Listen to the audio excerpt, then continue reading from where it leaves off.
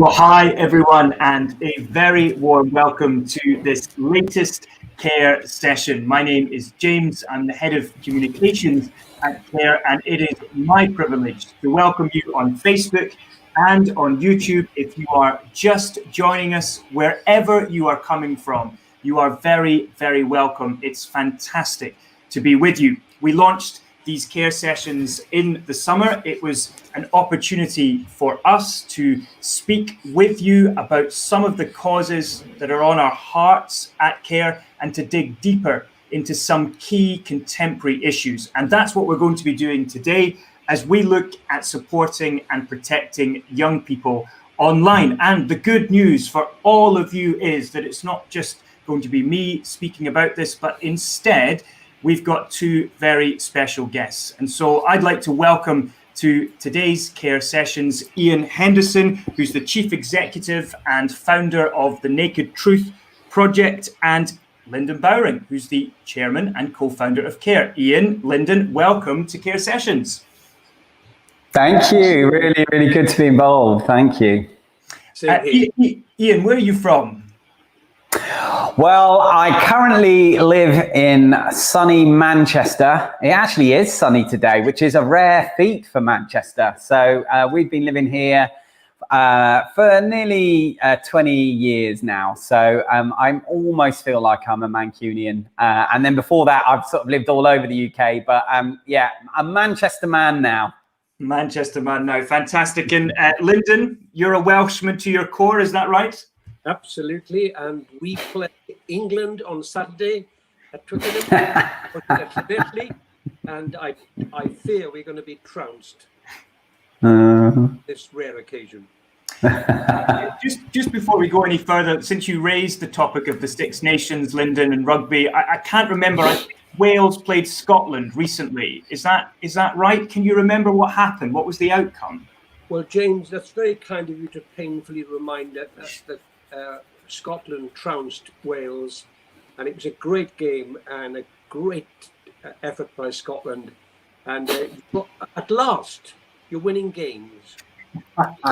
Fantastic. Rugby, football, there's no stopping you. Yeah, absolutely. Absolutely right. Well, everyone, with Ian and Lyndon's help, we're going to be working our way through a number of different kind of topics and elements to do with our broad heading of supporting and protecting people online. In the first part of this session, we're going to be hearing from Ian about the Naked Truth Project, and then we're going to pivot in the second section, going to explore a little bit about what CARE is doing to try and help protect young people, especially online. But we want to broaden this in recognition that online harm is not limited to children only.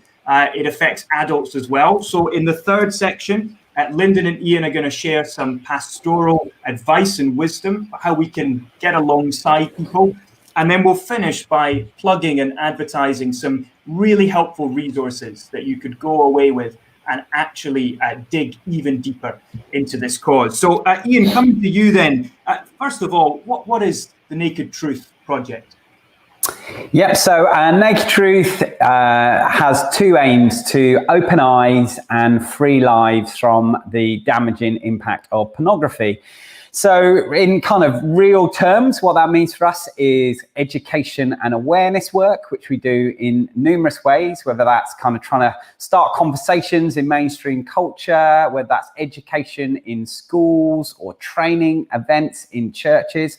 That all falls under our Open Eyes heading, if you like. And then for us, Free Lives is about offering support and recovery, hope and help and healing to those who struggle with porn use in their own life, or those who see that struggle in someone they love. So maybe a wife, a partner, a spouse of someone who's struggling. And we offer support and help to those partners and spouses as well as the users. And what was it that first put this idea in your heart, in your mind, to begin this ministry? Yeah, I mean, I often say this, but it certainly wasn't something I sat down with my careers advisor at school. You know, I didn't sit down and say, when I'm about 40, I might just change my career and start a porn project. It just wasn't really in my sort of radar as a life plan. But two key things happened actually in the same year that I now look back on and think, actually, those events were very significant for me in why Naked Truth began. One was a very personal event, and one was very, very public, actually. So the personal event was that in 2007, my family and I discovered that my father had hidden decades of porn addiction. And the word addiction can be sort of debated a little bit around this issue, but certainly there was this hidden dependency, a life-controlling problem that actually for him led to the destruction of his life, actually. It ruined his life. And I won't go into the detail of that today, but it was a life-destroying dependency or addiction. And it had been hidden for so long, but kind of came out in the open in 2007. And that was obviously very personal for me. But also something very public, as I say, happened in 2007, which was that Steve Jobs, who at the time was the CEO of Apple, he stood on a stage in California and he lifted his hand up and he had this little rectangle in his hand. And he said these words. He said, "Today, Apple will reinvent the phone." And he launched the iPhone, the first ever smartphone.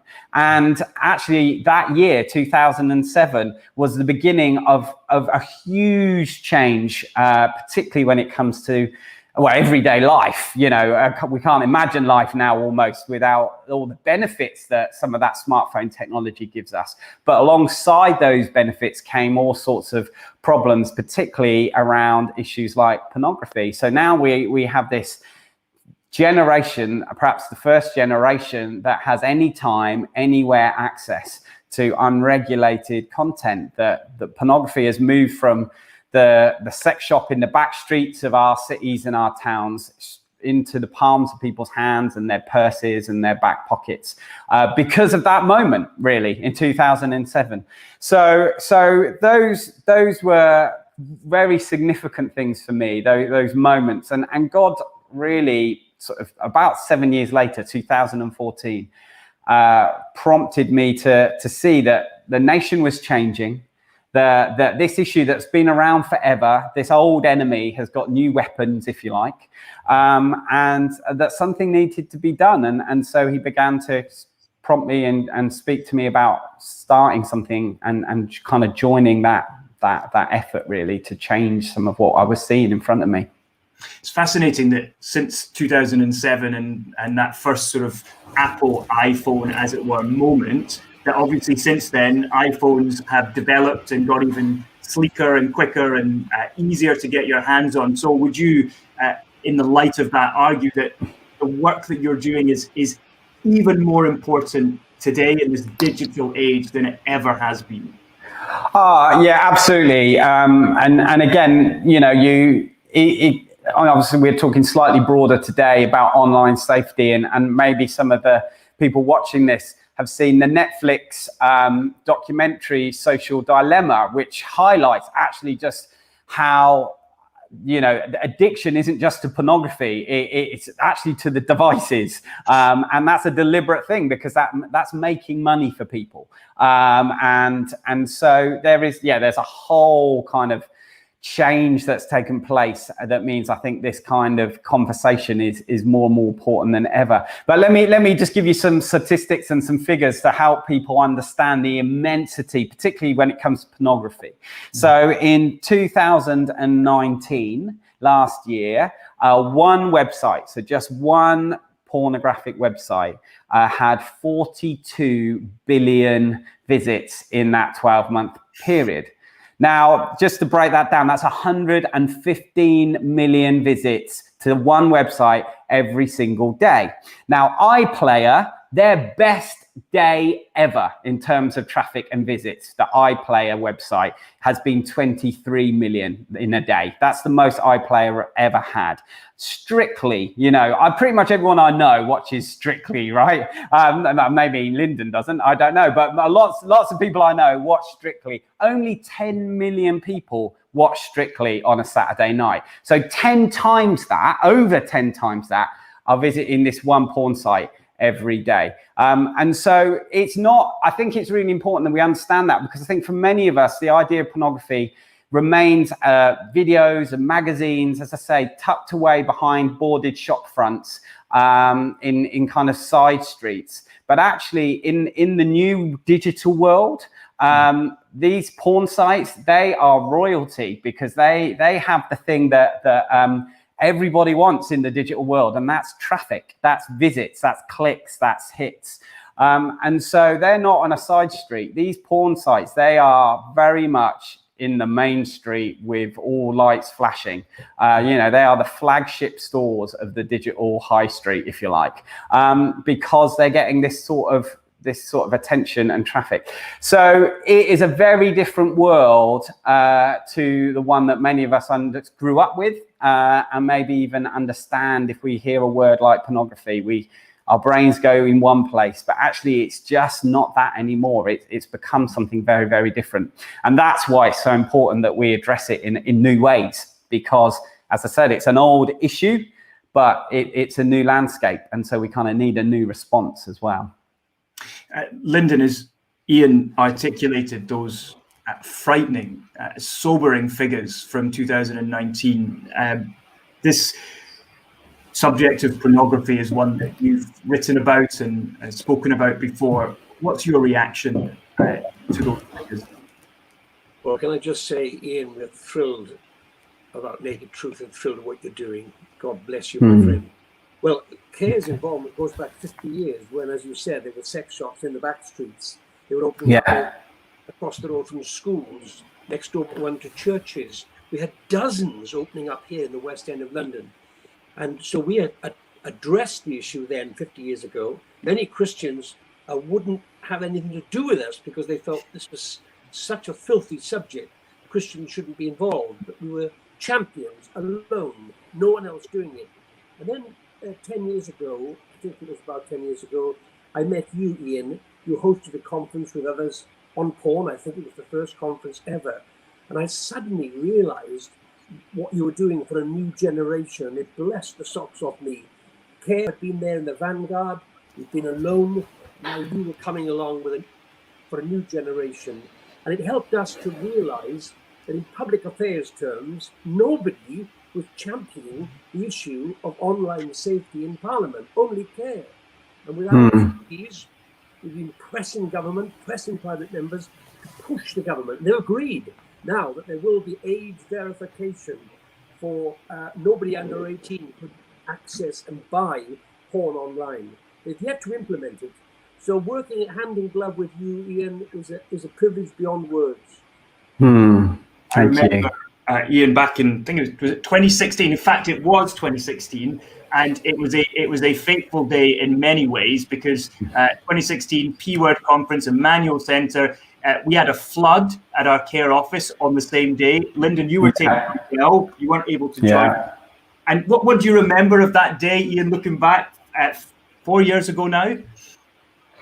It was actually a really significant day, and as you say, there was a storm that felt very kind of symbolic. It's the sort of thing that authors and filmmakers just love to throw in, kind of to kind of be an analogy of what's going on in the world, and it felt like that actually. It kind of felt like, this is a storm we're facing, and actually in that moment we gathered hundreds of church leaders and activists and campaigners who said, in this storm, and we do want to see change. We want to seek God for change. And there was some of the things I remember most actually that day was a kind of a unison in prayer and in worship, and a looking to God for, Lord, we can't see. This seems almost too immense for us. We can't see how this change can happen, but we know someone who can change it, and that's you. Privilege for CARE to raise the money to sponsor the conference in London. Then we raised further money for the same conference in Cardiff and Belfast. Yeah, that's right. Well, and I remember something that Ian said. He felt he was standing on the shoulders of CARE. And it was absolutely for us to promote Naked Truth, give them the preeminence. We might decrease it, they might increase it, they might reach a wider audience. And so we weren't promoting joining CARE at those conferences. We were promoting that's right. people to join Naked Truth. It was a privilege to serve in that way and be hand in glove these days in the Oh, absolutely, absolutely, and it's a rare thing actually. We work alongside lots of organisations, but CARE's open-handed generosity throughout the time I've known you as an organisation and you, Lyndon, as a person, it's unique. It really is. It's been a really privilege to be able to work alongside you guys. Privilege for us. One of the big things we're all grappling with, of course, is the ongoing coronavirus pandemic. That's had a huge impact on the way we work, but also it's had an impact on people's digital use as well. In the first lockdown, schools were closed, all these children working from home, with some having access to iPads and laptops, sadly, some unable to access those and having very bad impact on their education. But just focusing on the digital use over this period, how has COVID affected your work and what you've seen in terms of the availability of pornography and its impact on people? Yeah, I mean, it is a great point. I think it's worth saying that many of the people, the adults that we work with, can kind of look back to their problems, their dependencies, their struggles. They can look back to accidental exposure. So many of them cite when they were young people or even children, and they accidentally stumbled across something. They weren't looking for a porn site, but they were searching something else, and there it was. And that began for them a curiosity and everything else. And normally, because they would say they live in families where perhaps this wasn't talked about, this wasn't something that was openly discussed, there wasn't maybe a safe space to kind of talk about these issues, it got hidden away. And that's then often where the problems began, and a habit actually of hiding and covering up began for many of them. I mean, I think what we see certainly in terms of our work with adults has been an increase in those who've struggling with porn. I mean, isolation, stress, relational tension, these are all triggers for people who struggle with porn, because porn often is a coping mechanism in life. It's a way of self-soothing. It's not so much to do with sex, and it's something that functions to help people cope. And so those things like isolation and stress are difficult anyway, but as we all know, the pandemic has increased those things for everyone. So if you struggle with porn and those things are triggers for you anyway, then it's not surprising that we've seen an increase in our work. So our work is probably inquiries has increased by about 50%. I know porn sites, I read in The Economist recently where they were saying that some porn sites have seen an increase of over 25% in their traffic this year. Remembering last year, it was 115 million a day. So let's make that, 140 million a day now.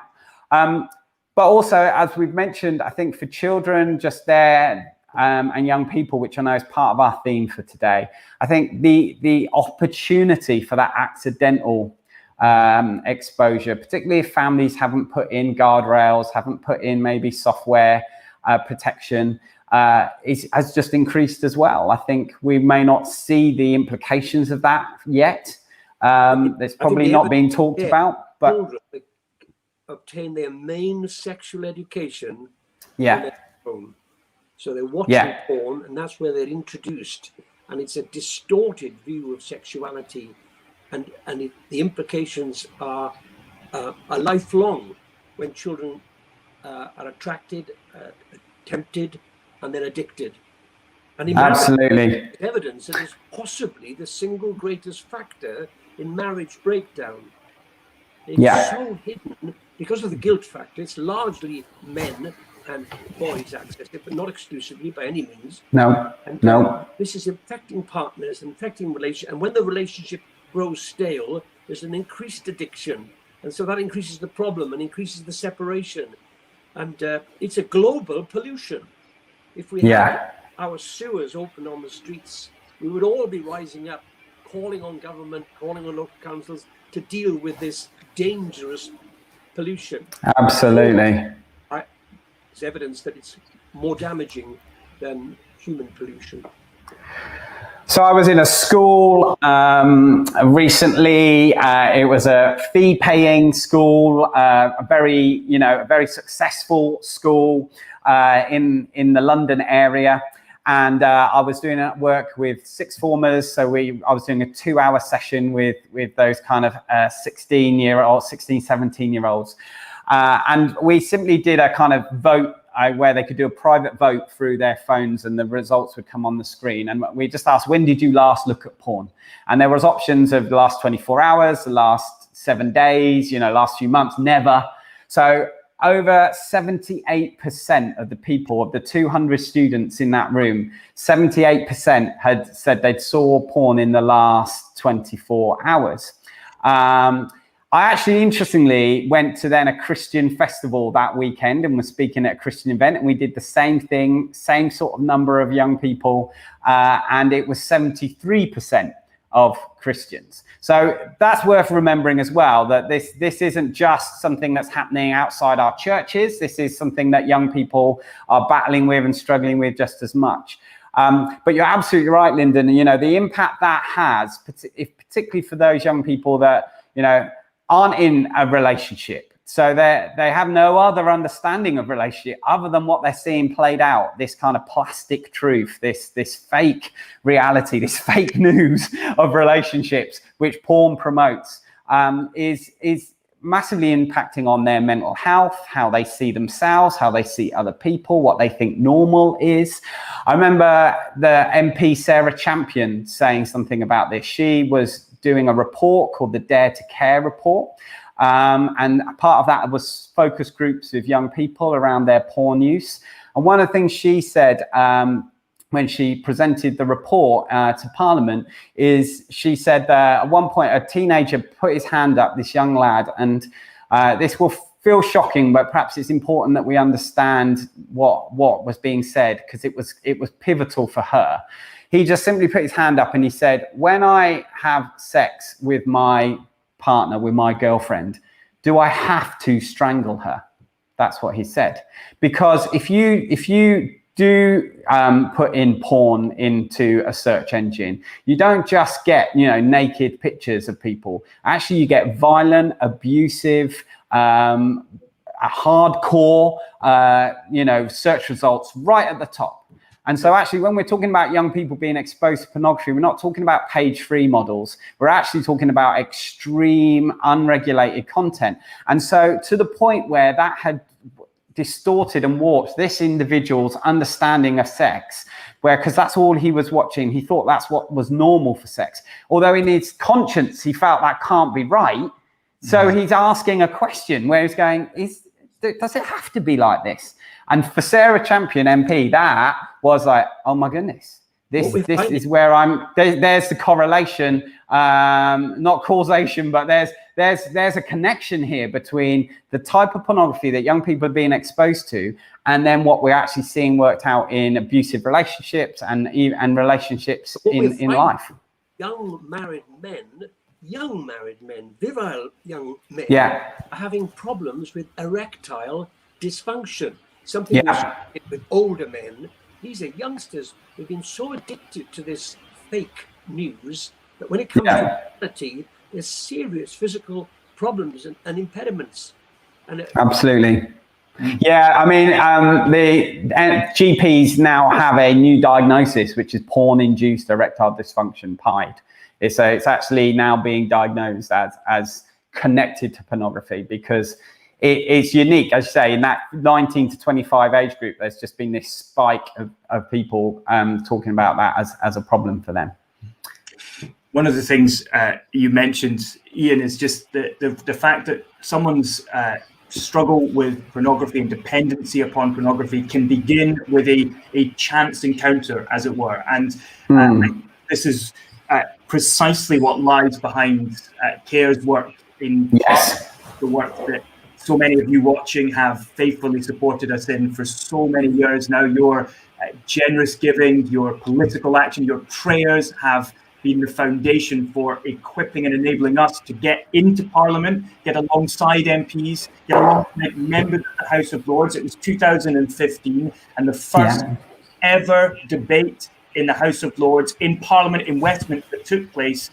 The Bishop of Chester led that debate on the impact of pornography on adults as well. It's not just affecting adults as well. And this, Lyndon, you mentioned age verification earlier. This was something that we championed in Parliament, a means of protecting more young people from stumbling accidentally across online pornography, including the violent pornography that you talked about earlier.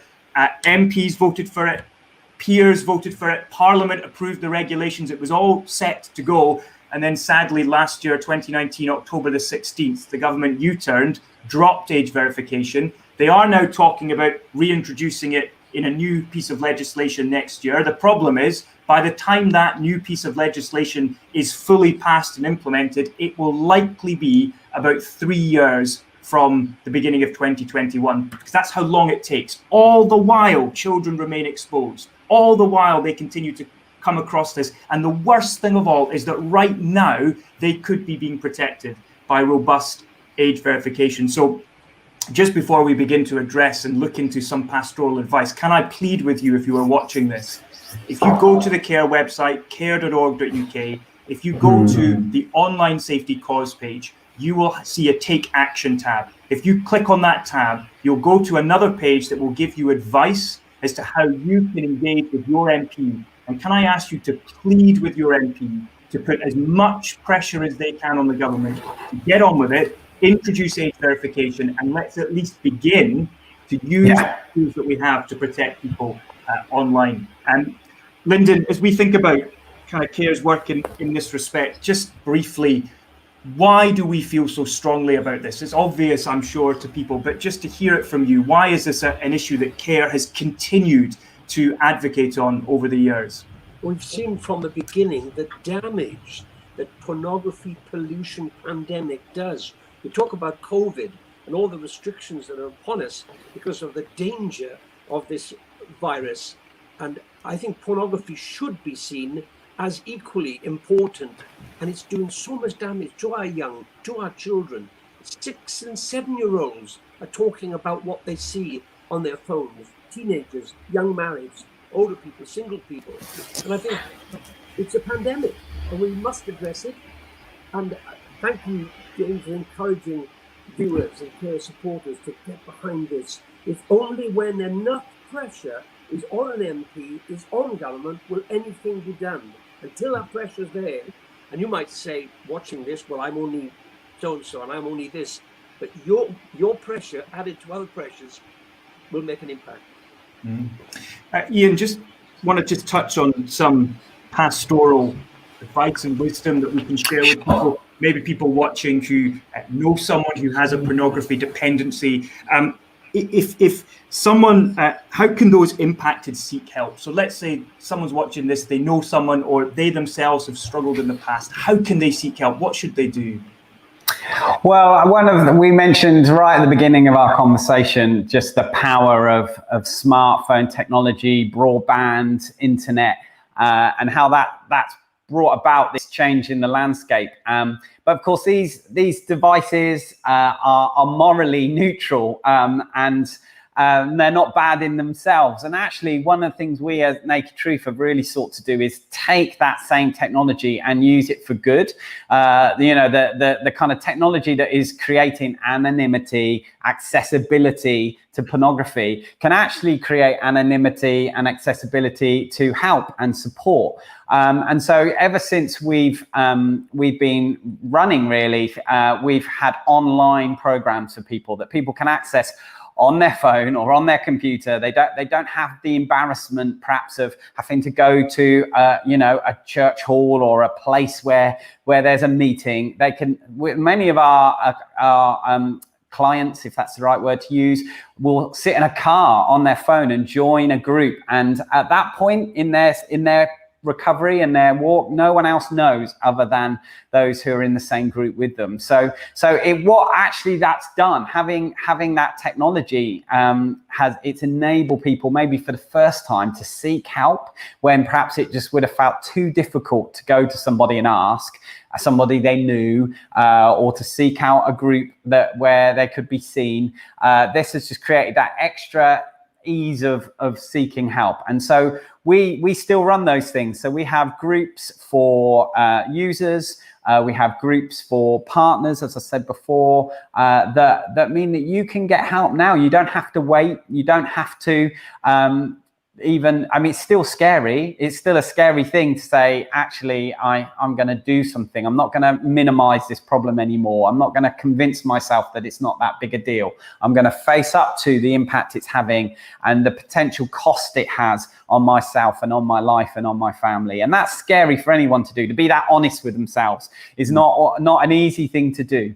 But once you are able to do that and you can be honest with yourself in that way, there actually is help. There are action you can take. And so if people visit our website, nakedtruthrecovery.com, that's where we've got all the various programs, all the different things that we offer. So if you're an individual who's struggling, or you're an individual who's struggled in the past, and now you're getting worried in COVID that it's starting to maybe take a bit of a grip on your life again, we have different groups for those people so those who've never sought help, and for those who've kind of just need a top up, need extra support, ongoing support and accountability. And also we have groups, as I say, for wives and partners and spouses too. So that would be, I think, a really easy step for people to take. It's not a light one, but it's certainly easier than perhaps it's been before. I think one of the things we tell ourselves is, if you struggle with pornography, is you think, I'm the only one who's like this. There's something wrong with me. I'm dirty. I'm a dirty person. But you know what? You need to be the sort of person who will fight dirty, who will speak against shame, because that's actually not what God says about you. Who are watching today, who have got no problem personally, yeah, they are concerned, please keep in touch with us, with Naked Truth with Care, and be equipped and ready yourself should you ever be privileged to meet somebody who needs help. And let's never forget the children and the girls and boys who are caught up in this industry.